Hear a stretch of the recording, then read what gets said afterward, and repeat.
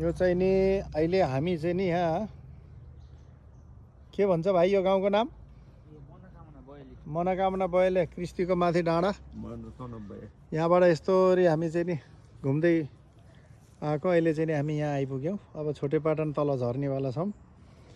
यहाँबाट यी हाम्रो हो नम्बरी कता यता हेर्नु है।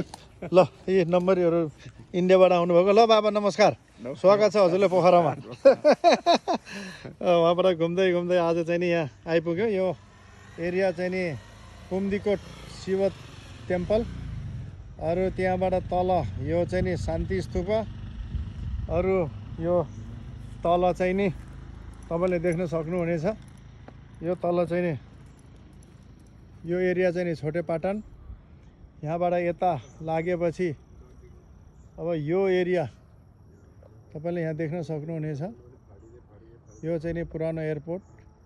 यस्तै गरी राइटमा गएर पुरा यो एरिया चाहिँ नि नयाँ एयरपोर्ट। पोखरा बजारको नजारा तपाईँले देख्न सक्नुहुनेछ। यसको साथसाथ माउन्टेन जस्तै कि हिमालय पर्वत तपाईँले देख्न सक्नुहुनेछ। पोखराको माथि यो हिमालय पर्वत यस्तै किसिमले देखिन्छ, सबैले देख्न सक्नुहुनेछ। यो चाहिँ नि राउन्ड अन्नपूर्ण रेन्ज भनेर चिनिन्छ, सबैले देख्न सक्नुहुनेछ। हामी यहाँ चाहिँ नि अहिले घुम्दै गरेको अवस्था। यहाँ आएर हामी चाहिँ नि यसो हल्का चियापानी पिउँ भन्ने हिसाबले चाहिँ नि अहिले हामी यहाँ छौँ। सबैले देख्न सक्नुहुनेछ। पोखरा बजार घुम्न आउन चाहनेहरू आउनु होला।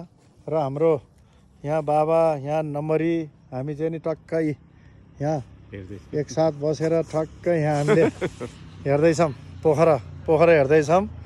सबैले यो भिडियोलाई लाइक र सेयर गरिदिनु होला। धन्यवाद।